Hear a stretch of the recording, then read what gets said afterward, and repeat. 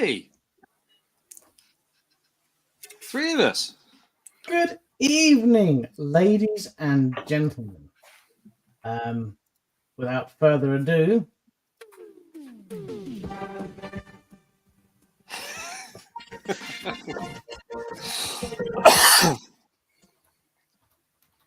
What game show exactly are we playing here? so this week we're going to play. I'll stop you. I was in the shower this morning. No, first of all, right. Who's aboard? Who's aboard? Everyone in the comments who's aboard the ship, please make yourself known. Our show is nothing without you. It's very limited with you, if I'm honest with you. But it's great to see you all. Hi, everyone. It's fantastic to see you. Before we get going any further this evening, I mean, you chaps are both married chaps, right? You've been married for a long time. 13 years. Carl, your good self, married for? Well, not actually married, but myself and Kerry have been together for yeah. Yes, just over 10 years. Okay, so I've been married for 20 years. Every now and again, you think the magic's dead, and then the wife comes back from the supermarket with cheap crisps. Oh, and so cheesy puffs, bacon rashers. Oh, it's a selection pack. Or onion rings. Ooh. What No am I salt going and vinegar chipsticks. You are a divorce lawyer. Note it. What am I going for this evening? Yeah, okay, I'll do the onion rings. Right. Honestly, when it comes to onion rings, the cheaper the better. Seriously. Oh. They're going to be cheap, greasy, covered in so much seasoning that you can't get it off your fingers for days. The ones at the bottom of the pack, when you have those ones, they actually make your tongue shrivel up and die. Yeah, because there's no actual crisp. It's just a ball of seasoning. How the devil are you, Carl? It's been so long since we've seen you. I'm very good, thank you. How about you, gents? I notice you're still sporting a very strange outfit there, James. James, yes. You've been to church. I've been to church. Ah, that explains it. Yeah, I was a wise man. He was a wise man. Past tense. What outfit do I have that looks like a wise man? I know, I'll go as Obi-Wan Balthazar.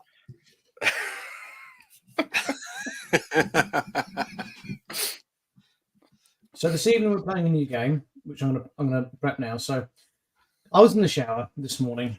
As I'm sure all of our TalkSport Let's Talk Track listeners do. They listen to TalkSport in the mornings, I do.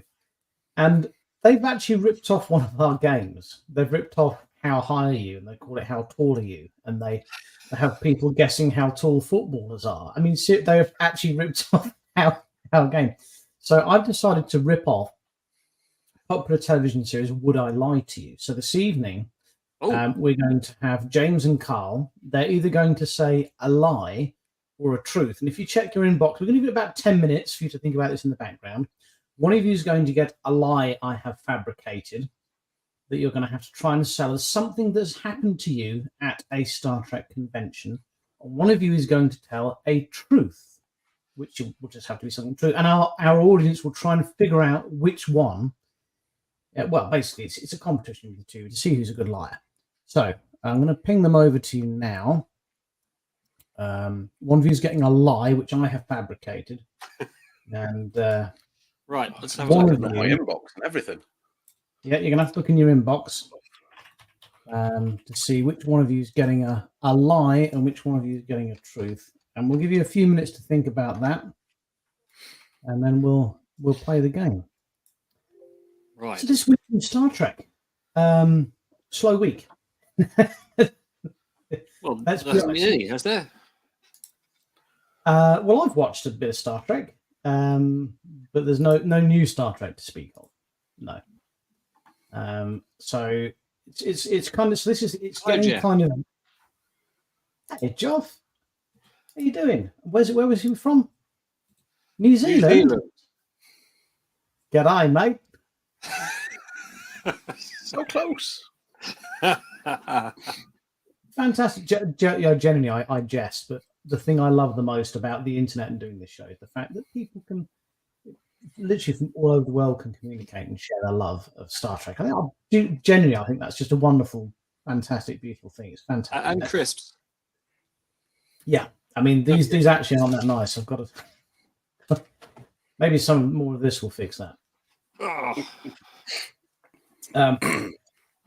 So yeah, it's been slow. It's been a slow Star Trek kind of period, really, and it got me to thinking of why our friend Dan first came up with the idea of doing a weekly Trek show, and that was because we're all kind of stuck in lockdown. There was no Trek coming out, so let's talk about old Trek instead. So I've been watching old Trek, and quite randomly, I've been watching. Well, not randomly. I'm doing my standard Voyager rewatch, but my daughter has been loving the first season of Picard. She's 11. So how much of TNG has she seen? None. So, I mean, she hasn't got all the backstory. That's the thing. No, she's watched the films. But that's it. But I've asked her why is she like? I love Picard. I love him. I love Patrick Stewart. She really likes him. She generally just I don't know. I think she affiliates with him. I don't know what it is. But she absolutely adores him, and even though the plot is utterly confusing, and she's 11, so we're pausing it, and because I had to, when I watched it the first time, so I'm pausing it, explaining what's going on. She's going, okay, that makes sense, sort of, which is where we all were. But no, she's getting none of the Easter eggs or anything, which is fantastic. Our friend from New Zealand was born in the same year the original Star Trek came out in 1996. Oh, that was today, was it? Wow. That's fantastic. So that must mean it's your birthday, Jeff. Happy birthday. Happy birthday to you. Happy birthday to you. Happy birthday, dear. Happy birthday to you. I hope you put plenty of shrimps on the Barbie. Now we're so when you have a spare 5 minutes and you're going for a fallow period, we don't rewatch Discovery, do we? What have you been rewatching, guys? Well, I've been watching a bit of Voyager this evening. Okay. And are you still in the dark ages of Voyager, or when it's got good? I'm in season 3, so we're picking up inertia now. We've still got Kess. We haven't got 7 yet. Yeah, I mean, I didn't think Kess was a particularly bad character, but I felt Neelix was not allowed to grow until Kess was kicked off the ship. Well, I always wondered what their game plan was with her when they told us that her lifespan was 9 years and she was already 2. Was she going to age rapidly throughout the series? Because we didn't see her age at all in the 2 or 3 years she was there. I think possibly. I think possibly they didn't have one. It's a bit like at the beginning of Voyager, they said, we've got 38 torpedoes and no way to replace them once they're gone. And then completely disregarded that for the rest of the series and fired something like 150 torpedoes over the course of 7 years that we saw. And also, yeah, I mean, I think about half a dozen crew have been killed as far as I've got since the first episode, and they only had like 150 on board to start with. So, I don't know if anyone ever kept a tally of how many people were actually left on board. There's bound to be a YouTube video of everyone somewhere. I've got a theory of this because I'm on book 2 of the Aubrey Musherin series at the moment, where it's set in the naval Master and Commander series. Yeah, the Master and Commander series. And it seems to me, whenever they fancy going to war and killing some Frenchmen, they simply press gang people onto the ship. And I think that's what Voyager do. They go to friendly space stations. They put Janeway's shilling in the bottom of a bottle of Canar, and people take a drink. They cracked on the back of the head and press gang. And before you know it, they're drinking root beer and enjoying the Federation comforts. It's a theory. I'm not saying it's right. It's a theory. It would be interesting if someone had inventoried all the different background actors who appeared and went, well, actually, we saw 300 separate people on board Voyager. Could they account for that? What was the engineer's name that almost made it in Voyager? Carey. Carey, that's it. Yeah. Yeah. What, about 3 episodes from the end, and he bit the dust, didn't he? Poor bugger. So close. You remind me so much of Richard Sharp then, Carl. Poor bugger. Yes. So yeah, Kess wasn't a brilliant character. I think Vicky's comment there's yeah, I think it's a fair assumption of what may have happened.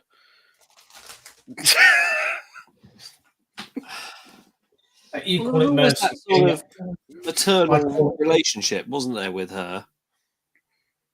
It was. It's murder. And then she ascended, didn't she, in some strange way that none of the other Acampa did. And she kicked Voyager 20 years further down the line, you know, but not the whole way, or not even halfway. No. And then she comes back and tries to kill them all. Yep. Bit bipolar. So on to tonight's game show then. In the audience, James and Carl are going to tell you about a strange experience they both had at a convention. One of them is lying, one of them is telling the truth. It's up to you to try and figure out who's who. Who would like to go first? Oh, Carl, you go first. Okay. Well volunteered, James. Yes, Carl, thank you. What happened to you at a Star Trek convention? So, it was the first convention I'd attended for a couple of years, and it was just as Discovery Season 2 had sort of climatized, and so I don't know if you remember, they had a lot of the Discovery actors there, but they also had Anson Mount and Ethan Peck. I believe that's where you got Anson Mount's DNA at that particular convention, Richard. That was in Birmingham, yes. That much is that's true. a story in itself. And the restraining order. Yes, yeah. Well, I think that followed shortly afterwards. But yeah, at that particular convention, I'd, along with many people, got my photo with Anson Mount and signed up to get his autograph, you know, which you can't see it, but it's on that Discovery poster back there. And when I got to Mr. Mount's desk for the autograph, I thought, you know what, I'm going to push my luck here, because us, I just hit my mic. Us guys were, you know, reasonably, you know, picking up a bit of pace with our Facebook groups, etc. And, you know, wouldn't say we were known, but we'd managed to blag our free passes and stuff like that under press passes and things, haven't we? So I thought, you know, I'm going to push my luck a bit here. So I said, Mr. Mount, any chance that you're up for doing any interviews at all online? And I got this very sort of like, here's another one asking me. So he tried being sort of all like, oh, well, you know, you'd need to get in touch with my agent and my publicist and blah, blah, blah. What are your credentials? I said, well, between me and my friends, we do tend to reach about sort of like anywhere between 5 and 8 million people a month. At which point his ears pricked up and he gave me a card with a direct phone number to said publisher if I ever need it. Wow. So yes, that was quite an interesting experience, because obviously that was at the point where they were trying to garner pace for the Strange New Worlds project. So you lied to Anson Mount's face and got his business card. Yeah, basically. It sounds You've got the DNA, you've got the business card. I mean, yeah. It sounds very plausible. You've got him in that cupboard behind you, haven't you, James? I can see you. You're going to top us both.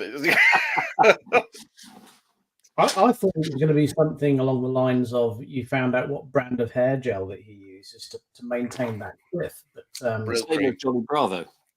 That sounds quite plausible, but it's not up to me. It's up to our viewers. So if you'd like to play in the comments there, you simply have to put the word true or the word false.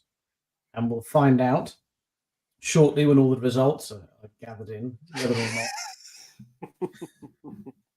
whether or not Carl has told the truth or not and who has won. Basically, what you have to decide there, viewers, is whether the man who plays our beloved Captain Pike has so much integrity as the dear captain himself that when I mentioned the mere audience that we could potentially reach, he changed his entire attitude towards me. Mm. I mean, this might be giving away future. So, but do you remember when we interviewed Walter Koenig? Yes. I mean, He really liked me, didn't he, Richard? he liked you a lot. I think I mean, it was actually quite sad because James was so excited to meet Walter, and you even brought a copy of his book, didn't you? Yes, a very rare book that few people know about called Chekhov's Enterprise that I managed to track down a copy of, and I had read the whole book all the way through again because I'd read it when I was a teenager, and he just didn't want to talk about it at all. No. Everything I asked him about, he kind of, I said, tell us about Star Trek V because you're wearing the pin from the film. And you have a big role in that, and he just didn't want to talk about anything. He didn't care. He didn't seem to want to have the interview at all.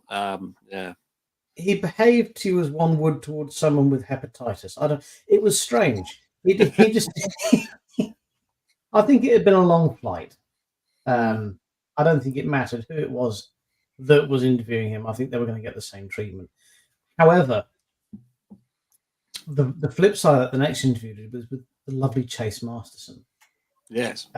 Who couldn't get enough of, well, me, let's be honest. I'm not sure if it was a case of a different interviewer and I was able to relax her more. I don't know. But, I saw you slipped in her drink. Yeah. It's called alcohol. So years later, when we saw her again, I said, "It's lovely to see you again." She went, I said, "Oh, you won't remember me." I said, "We met a few years ago. I interviewed you. It was good fun. You were very kind." She said, "No, I definitely recognise his face." I said, "Well, you did say I was very handsome and you were sober." And she said, "Can't have been me."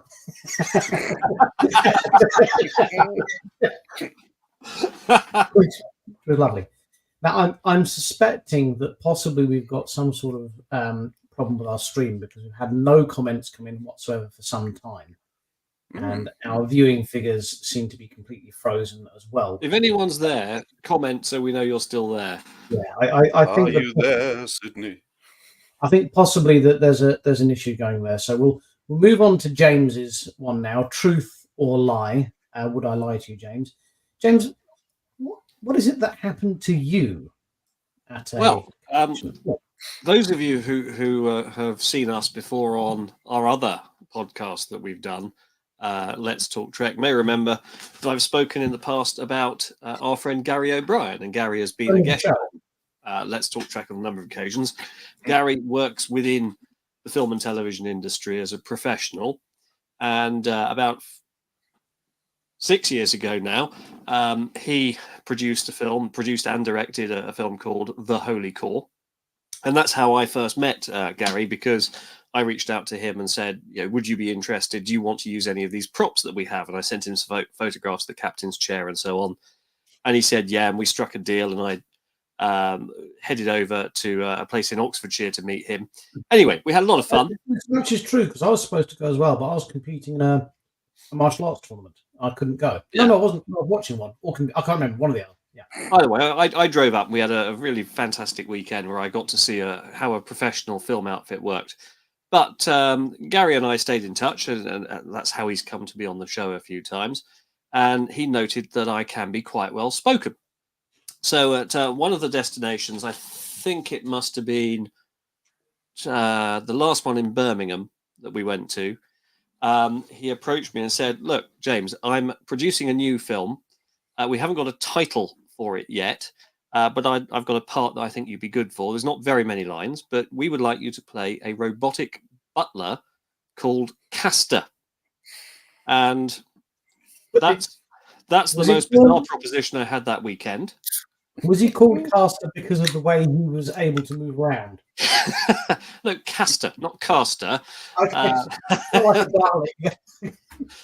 I think there might be a Shakespearean allusion there. I think it might have been a riff off Return to the Forbidden Planet or something of that kind. Suffice to say, the film was never made, or at least not with me involved. But that was the offer made to me by television and film professional Gary O'Brien. And did you accepted the offer in principle, presumably? I said, yeah, all right. Sounds like fun. So when Gary is involved, you go to a film set, you spend a lot of time drinking with Gary. It's great. He does get shit faced, doesn't it? I mean, and he's got so many entertaining stories as well. When he's on it, he doesn't fuck about. He just right. Well, let's go. And who was it that tried to organise a kebab train? And Gary was the kebab train. Yes, yes, and yes, that was Darren Jameson, I believe. And Carl went out round Ramsgate in his Starfleet dress uniform. I did, and I came back completely unbruised, which you could not understand. And it was purely because of that Trek uniform that we actually found a kebab shop. But that's a story for another show. That's a story. So in the comments, there's a few comments here, lad. So I think what we'll do is I think that was about Carl. I think we'll just say in the comments, if you could just say, in terms Mark of says Carl's telling the truth. Before you put all this up, James, just hold fire a second. Yeah. Okay. Sorry. I think we'll just say that the aim of the game is to find out who's lying. So who has lied? Was James lying about being offered a part in a film as a robotic butler called Castor? Castor. Is it data or data? Or was Carl lying? The other is not. Was Carl lying about getting Anson Mount's phone number? Did you ever phone it? Did I ever phone it? Yeah, it could have been a dummy card that he gives to nutters. No, I've lost. Okay, so I've lost the card. Do you remember the old flirt divert number? That was. So one of them is lying. So someone, not me, because I've got to quickly shoot off camera, tally the votes, and I shall return in a second.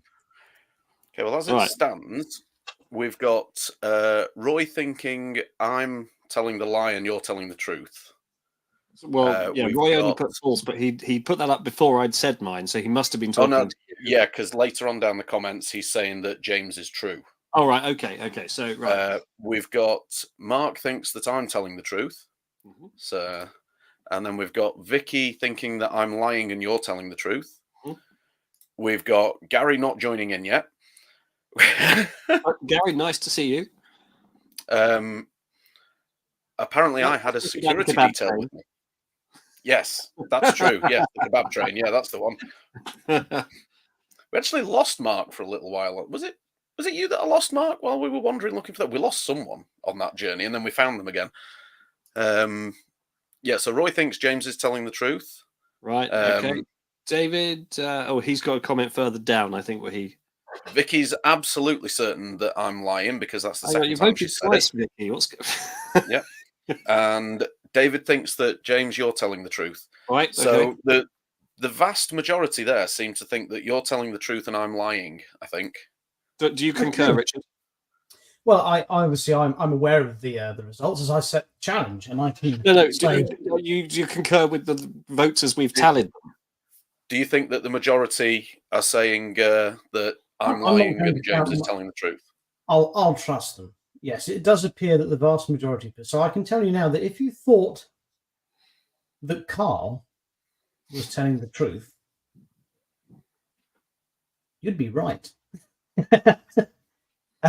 Jane, it's true. Carl did indeed solicit Anson Mount's phone number from him. It was after I'd already gotten his DNA. Mm-hmm. That did happen. James was never offered the role of a robotic butler called Castor. Ridiculous. That's crazy talk. So well done, James. You're this week's winner. Hooray! Which means that next week you get to be the quiz master and set the lie and the truth, etc. That's down to you. Well, what we should do is, if I ever find that card, because what it was he was launching his podcast called The Well at the time. I'm not on duty. And he gave me that business card with the Well podcast advert and stuff on it with the phone number on. If I ever find it, we should call it live on the show. Well, Can you imagine how angry he'd be? I think that's a really good idea, but I think a better idea would be to call a kebab shop and then call another kebab shop and then transfer them to each other. Like it. Just putting that out there. So, so yeah. So when I came up with this original idea, I thought so much crazy shit has happened to us at conventions. Literally, this is so tame. What we've come up with tonight is so tame, considering the bizarreness that we've come up with. Have you ever heard of chat roulette? This is No. a website apparently where you can sign in and then you just spin the wheel and it will randomly connect you to someone. What happens is that 9 times out of 10, the first thing you'll see is someone's junk. So can we do this now? In theory. We do live chat. Let's talk chat roulette and just put whatever happens on the screen. Riker's Beard live chat roulette. Yeah.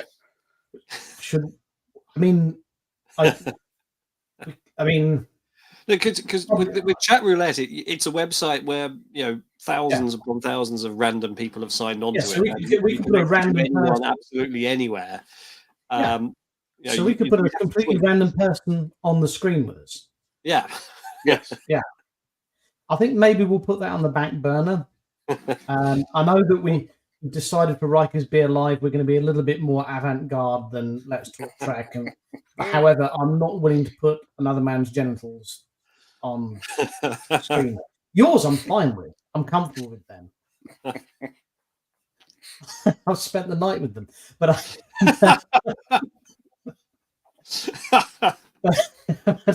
ladies and gentlemen of the viewership, is that true or is that false?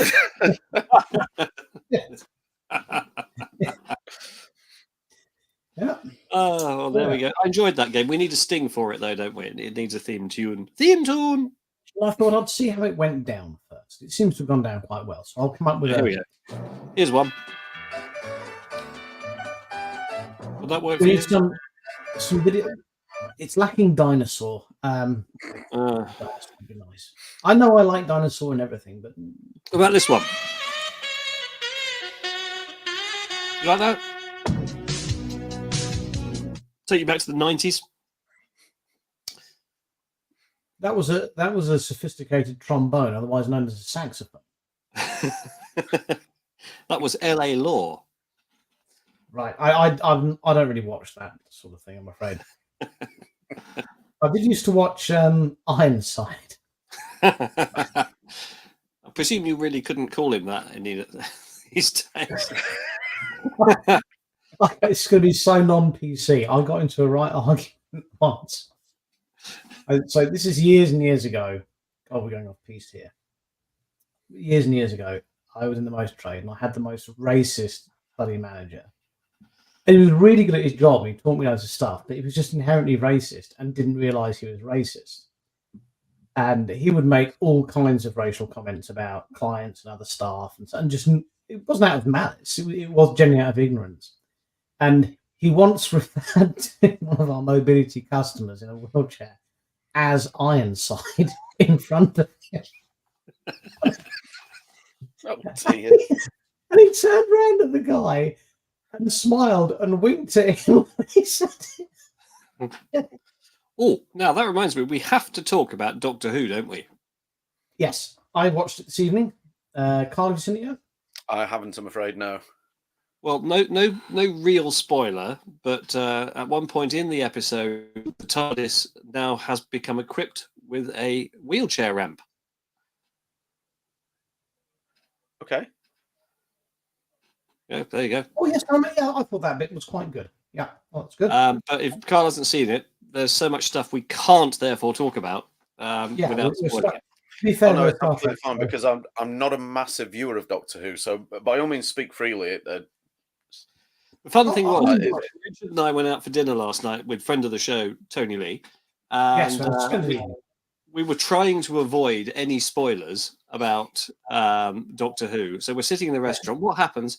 They sit us next to a big screen television with Doctor Who. Playing Doctor Who. So what we had to do Oh, we can't look. is myself and Tony's wife had to sit on the chair facing the television, and then Tony and James. And then when the waitress came to take our order, James and Tony couldn't look at her because they'd be able to see the TV. So they were just going, "So we're not being rude, but we can't look at your face." That's because it was in the middle of the episode as well. Yeah, and it was an enjoyable evening, but it was one of the stranger ones. We heard. How much are we allowed to say about what Tony told us about the Picard production? I would probably nothing. Probably confidential, yeah. I think that was probably told to us in confidence, and we should keep it that way. Yeah, it was terribly interesting. Oh, yeah.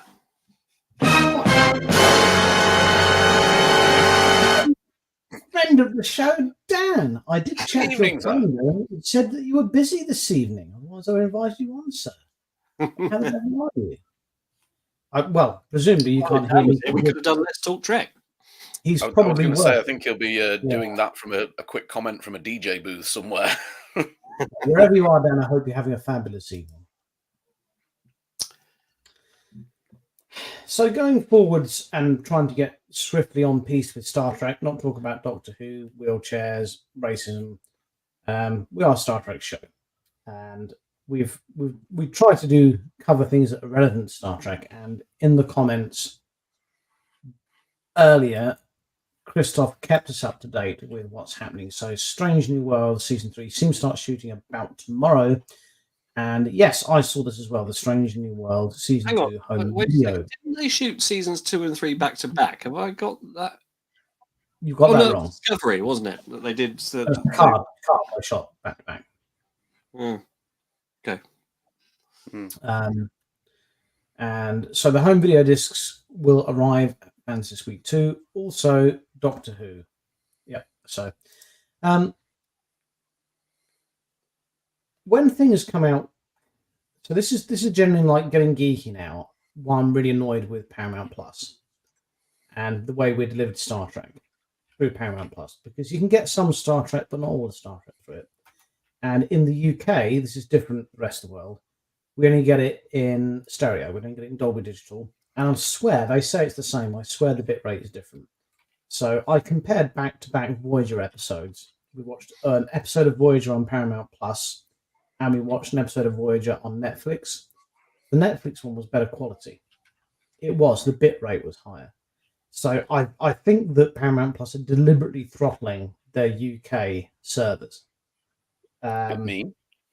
Well, it seems very much that the UK audience just aren't on Paramount Plus's radar. There's little bits that come through that make you think that, like the care they give to release. They release it like the day after in the UK. That they won't give umbrage to the UK convention market.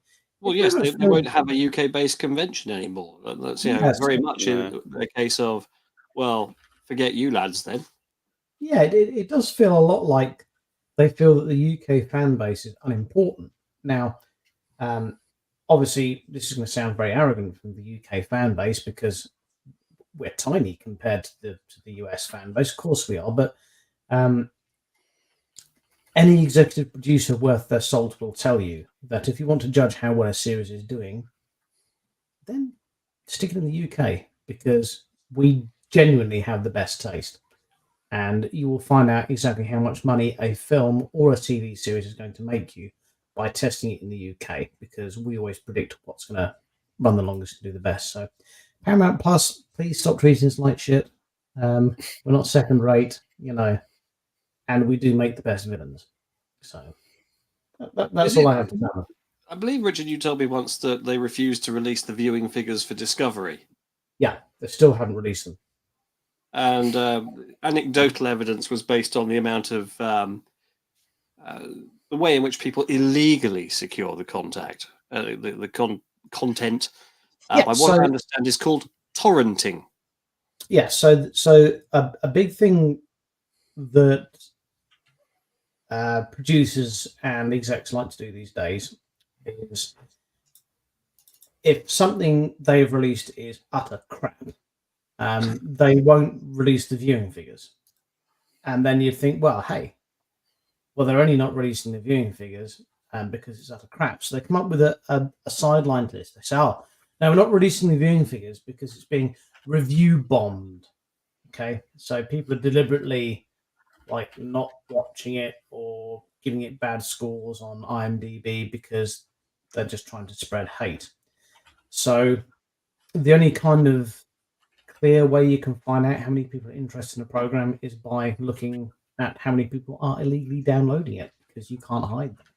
You can see how popular it is. A flip side of that is possibly the free-to-air stuff doesn't get a fair shout. For example, Doctor Who, it's free on iPlayer. How can you tell how popular Doctor Who is by how many people are downloading it? So there is that. But in general, yeah, because they refuse to release. Because you don't have to pay to download it, then the iPlayer does release the figures, and they're fairly good at doing so. Yeah, and they will do. But yeah, when they troll out shit like Discovery and then refuse to release the viewing figures, there's only one reason why. It's because no one's watching it because it's shit. Don't mince words, Richard. Tell us what you really think. No, that is wrong. It's not. No, but it isn't. It's not. They're not bad figures. It's just you can see when you look at the graph just how much they've dropped off. That's what they want to hide.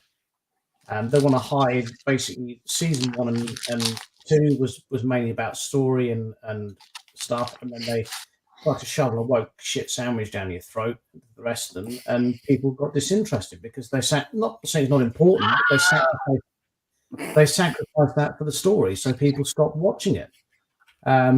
It's as simple as that. They got bored. They started to not care, and I think that's what's important to remember. It's delivering a message is really important, but don't sacrifice the story. Otherwise, no one gets to see your message because they stop watching your shit program. That's all there is to it. So, yeah. That's just my 2 cents.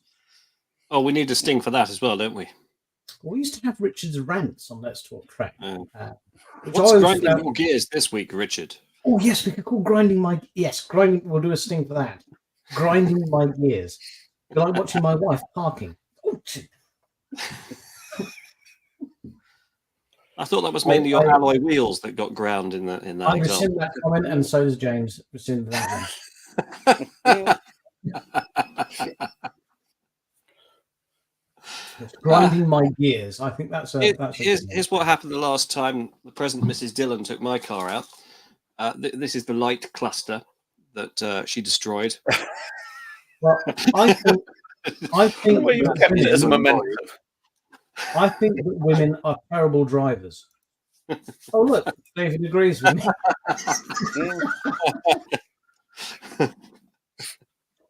I think Discovery is a brilliant show. Oh, look, David agrees.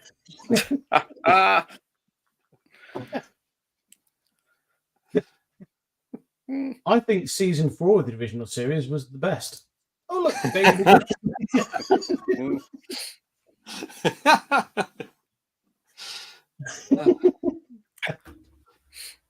No, but in all honesty, the best TV series was The Next Generation. We all know that. Oh.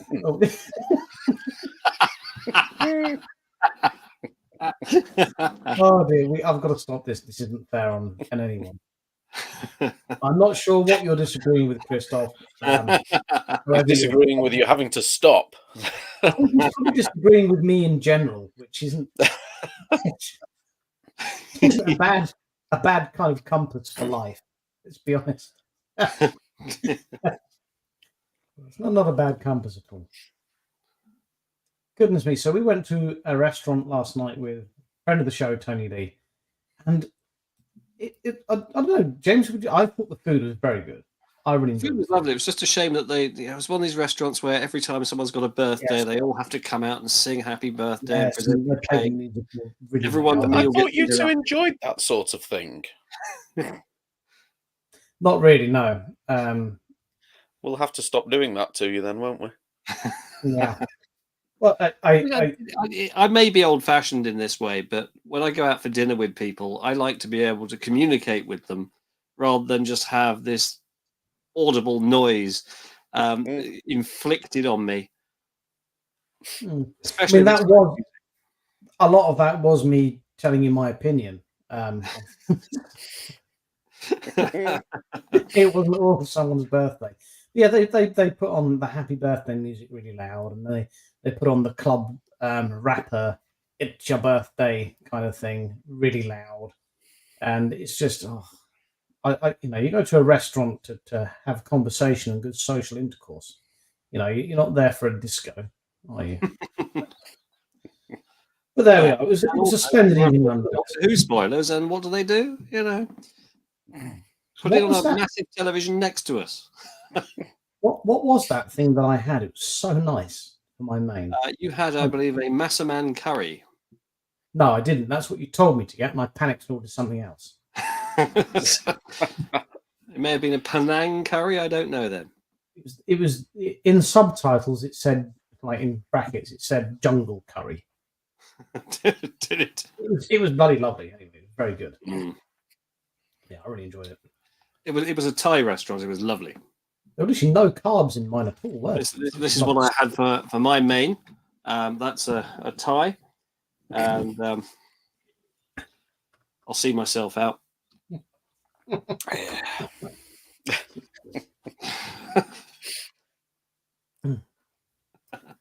Yeah, so to go somewhere calmer, we went actually to a casino, didn't we, Richard?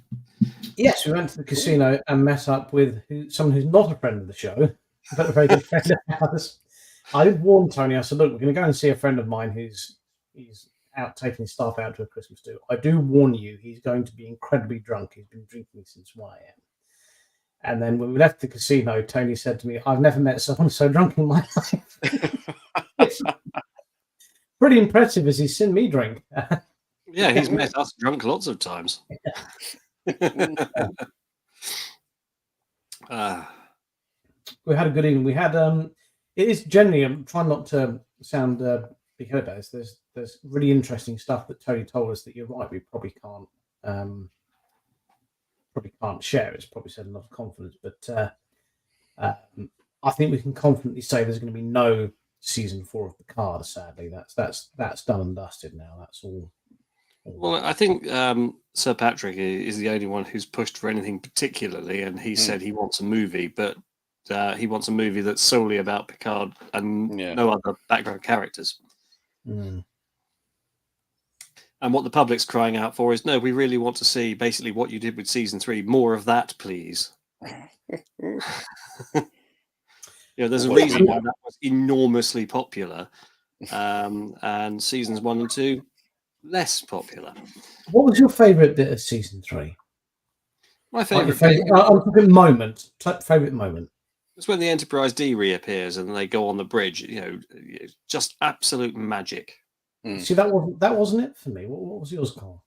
I've got to admit, mine was the same, but then I watched it on my projector screen, so I got a nice, glorious first-time viewing of that.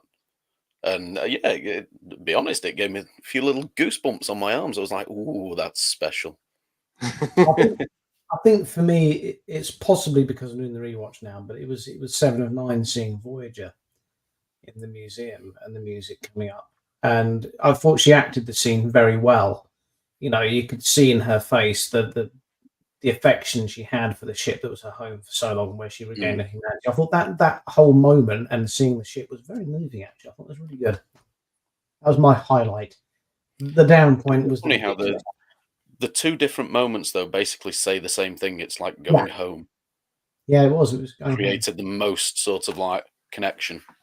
Well, that museum scene where we saw Kirk's Enterprise as well, and we didn't actually believe it still existed, because if you read the books, it was lost in enemy action, the 1701A.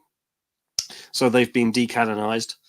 And the Stargazer was there, and the Defiant, of course, and a classic Constitution class, the New Jersey. And they threw us so many bones as well. I mean, Moriarty being the security hologram and everything. It's brilliant. They dropped him into a trailer, hadn't they? So we all kind of thought he was going to be the big bad, and he was just a throwaway scene, really. Yeah, but he was great. I mean, who else would be better security than it really was. I just thought it was good fan service. The only thing I didn't like was the Star Wars inspired Data flying the D through the cube. That was unusual, wasn't it? I understand why some people may have liked that. I didn't, unfortunately. But there we go.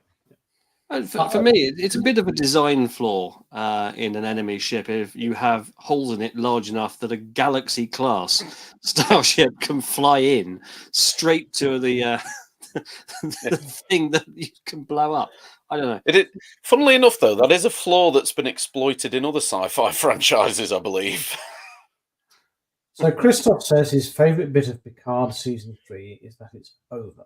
Well, Christoph, I don't know what's caused you to say that. It could be because he's clearly insane. Mm.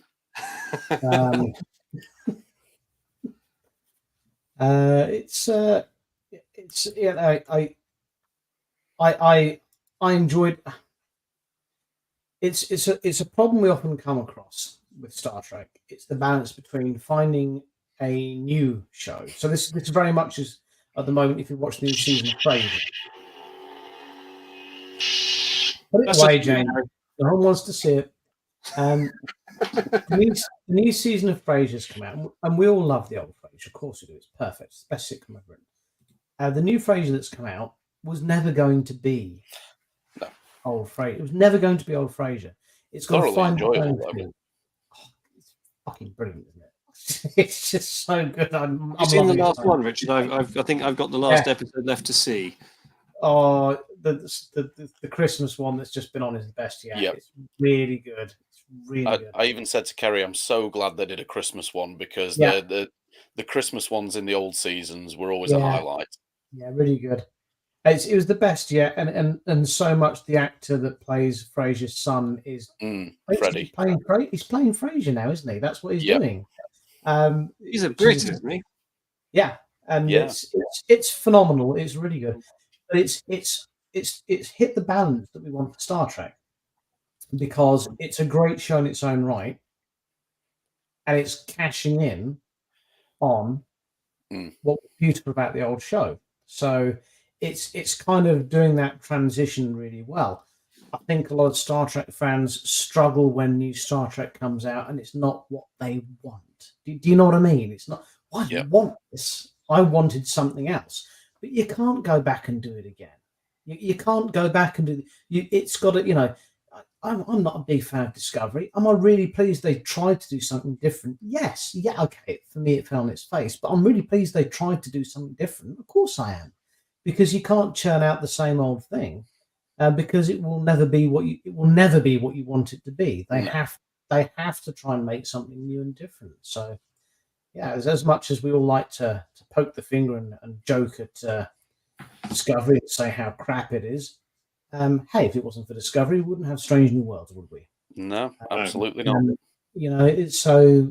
And some people think Strange New Worlds is the greatest of all the Trek shows. I enjoy it. No, I can't deny I enjoy it. I think it's really good. Certainly for a younger audience, possibly it's the best engagement you would have that does homage to the past and kind of brings you to the future. So yeah, certainly a lot better than Discovery. But yeah. Anyway, that's my gears grinded. Ground, yeah. Ground. Sorry, that's my grounded gear for this week. That doesn't work either. We need better than grind my gears. We need something. Frasier was never my thing, but that's fine. It's not Christoph. I'm definitely starting to get concerned about Christoph, though. Yeah, I'm concerned. Now, shall we talk about the pantomime, Richard? Right, so yes, this week we'd very much like you to either message us tonight in the comments, or we would like you to send us a message to the page. James and I are it's not a pantomime, we're writing a radio play. Okay, so if you've watched Frasier, Christoph hasn't because he's weird, There's a fantastic episode of Frasier where Frasier digs up a script for an old radio play. Yes. Yes, you remember the one. Yep. So James and I are writing a radio play. Who done it? Okay. We've already got friend of the show, Tony Lee, has agreed to appear in it, and his lovely wife, Tracy. Yes. And it's going to be about half an hour long. It's going to be set on Riker in a Klingon restaurant. There's going to be a murder. Okay. And the captain and the first officer of the Riker's Beard are going to be having dinner whilst the murder occurs. That's about as much as we've got. That's where we are. A long way along. Yeah. That's where we are. So if you've got any ideas, we want to write it. I was dangling that bone in front of Tony last night so many times. He wasn't at all, was he? He wasn't biting, no. He wasn't biting one jot to volunteer to write. Oh, brilliant radio. Well, if you really struggle coming up with something, you can always go for the classic "The Butler Did It." Butler called Castor. I'm not sure that we have butlers on Riser. Butler Caster. On his wheels. Castor. He's a robot.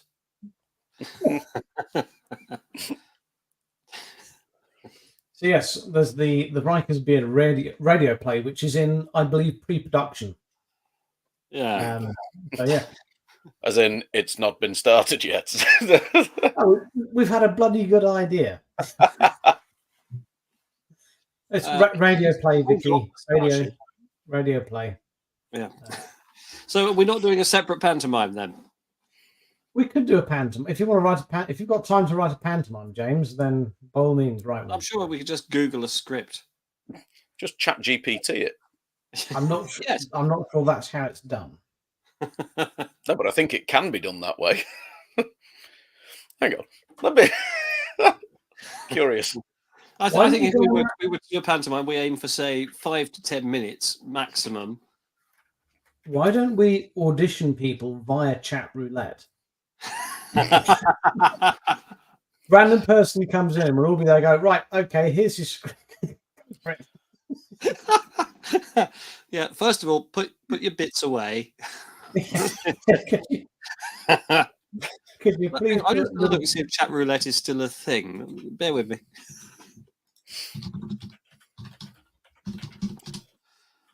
Oh God! Oh, it's still there. I'm going to have to clean off of James's computer tomorrow.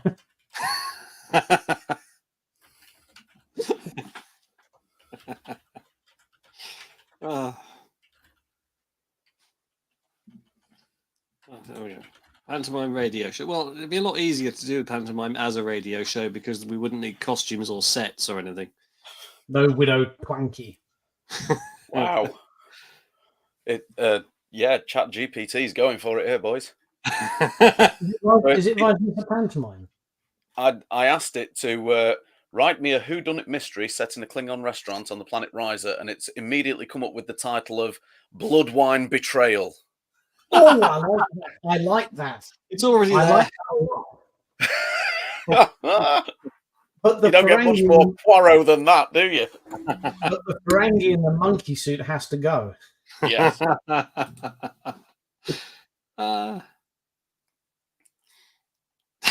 This is actually making for quite a good read. Yeah. Well, okay. We've got the radio show, I think possibly is going to happen. It's going to be starring myself, James, Carl, Tony Lee, his wife Tracy. Cher. It could have Steve Gutenberg. Steve Gutenberg. I think his people are talking to ours. I've been speaking to his people. Well, whoever runs his Facebook account, they told me to stop messaging them. Carl, give us some hint as to what ChatGPT is. No, don't do it. It was a typical evening at the Klingon restaurant Kapla on the planet Riser. The air was filled with the robust scent of sizzling gach and the unmistakable aroma of freshly brewed blood wine. Klingon patrons, clad in their formidable battle attire, filled the establishment, celebrating victories and recounting tales of honor. As the night wore on, a disturbance disrupted the revelry, and the head chef, Grokor, known for his prowess in the culinary arts and fierce loyalty to Klingon traditions, was found lying lifeless in the back kitchen. His eyes This is stared brilliant blankly stuff. at the ceiling, and a pool of deep red blood wine surrounded him. It's a great start, but I have to say, I think if no karaoke competition is interjected in there, that's a slip up of the writing stuff. There's got to be all we have to do is give it a better karaoke. Klingon karaoke, on my honor. We just need to give it a more sort of like descriptive prompt, don't we, to add in the elements we want it to incorporate. Characters, yeah. I think that the premise is that the chef is going to be killed. That's interesting. Yeah, the head chef is going to be the one I had it as a Klingon restaurant with the head chef being Klingon, and then in my head I had it as all the staff not being Klingon, but him treating them as Klingons, and then like getting the right arsehole. You know. I'm not killing him for a job. What are you for a promotion? He's crazy. You want promotion? You must fight him. I'm not fighting him. I'm writing him. Just for fun, shall we give ourselves a limit of, say, 6 sound effects? We need the frying pan one. You're gonna have the well, let me see if I can find the frying pan. The frying pan one. Where's this one?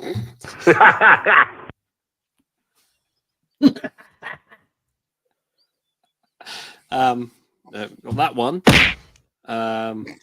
Probably need that one. Yeah. Oh, here we are. Yeah, that's the one. And should the Klingon chef be played by Kenneth Williams? Do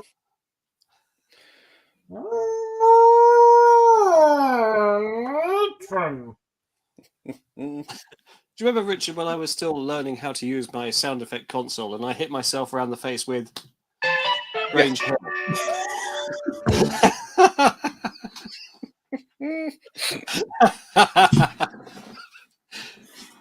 Grange Hill to the face.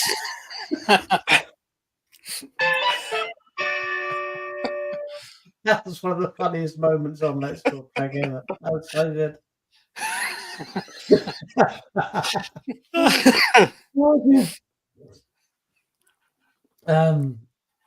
Do you know what? I think Vicky's onto something there.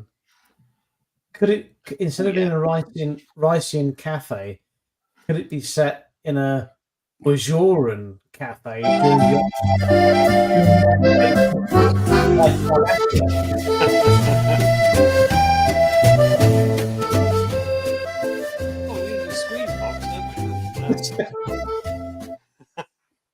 Olek, you would not believe it. So we could have it set in a Bajoran cafe during the occupation of Cardassia. So Gold, the cat comes in. He's like Herr Flick. Yeah. Oh yeah. Sorry. Change the instructions to Chat GPT, whatever it is now. We're now doing Hello inspired Bajoran cafe during the occupation of, oh, this is going to be so good. This is going to be hold me in your arms. This is going to be the best radio play ever. Okay, so ChatGPT. Right. I'm gonna see what it comes up with. Let me just refresh my page. Golda Cup presumably would be Hefleek, and that's how. Bonjour. Okay, so we're now on. Oh, Mark, bravo! Excellent.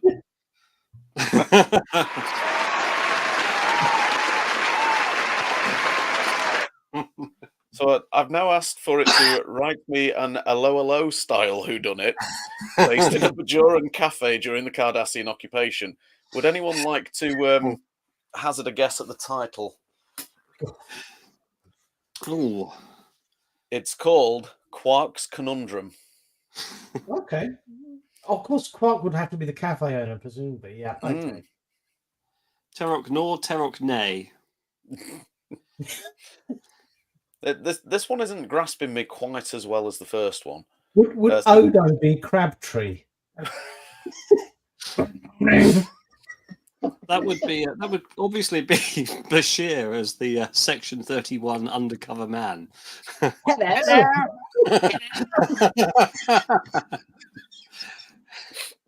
I'm not Starfleet undercover. Oh, this is going to be the best radio play ever. It's going to be. I'm just a filthy peasant. Sorry, what's it called? What's the fruit they have on the promenade? Jumbo root, is it called? You're thinking it's lolly, isn't it? A jumbo stick or jumbo stick, whatever. I'm just a jumbo stick seller.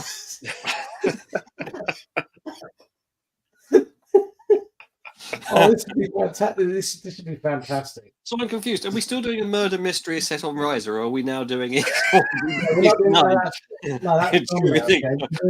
Why are we there during the? We're doing an episode of Hello, that's basically a Bajoran cafe during the Cardassian occupation. Okay, I think it's a much better idea.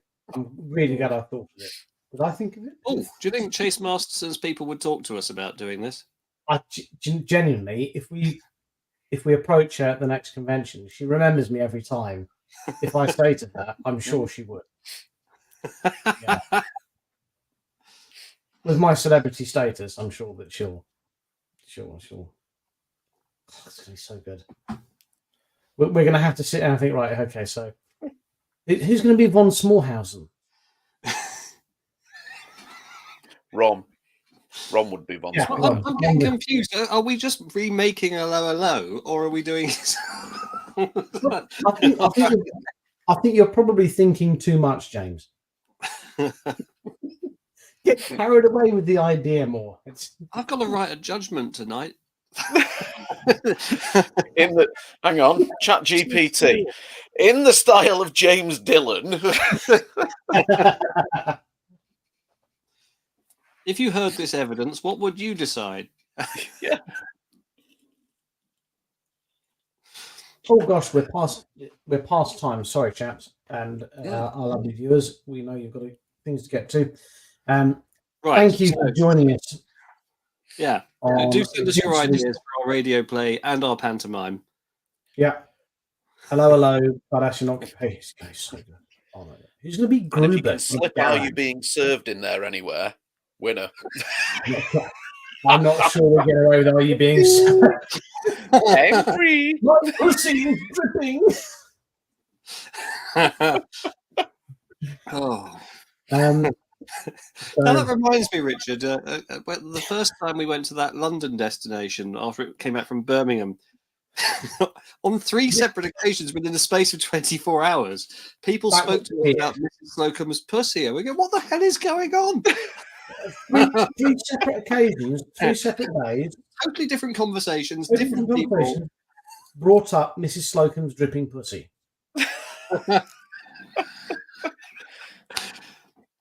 Why? Viewers who may not be familiar with Mrs. Slocum, I encourage you to look up "Are You Being Served?" and you'll see there is a reason that Richard has uttered those words. It's not my favourite porn show. Yeah, that was weird though. That was really odd. Because I think the third time you and I just looked at each other and went, "No, that can't be right. Why are they talking to us about this?" Again. The second time we said, well, that was weird. And then the third time we're like, who's fucking with us? Like, where's the beetle? Where's the beetle? You know. Anyway, chaps, fantastic to see you both. I think we covered a lot of Star Trek tonight. Nadim's going to be depressed he missed the show. Was he there tonight? I don't think I saw him. No. Yeah. So thank you everyone for watching. We'll see you again next time. Look after yourselves and each other. Good night.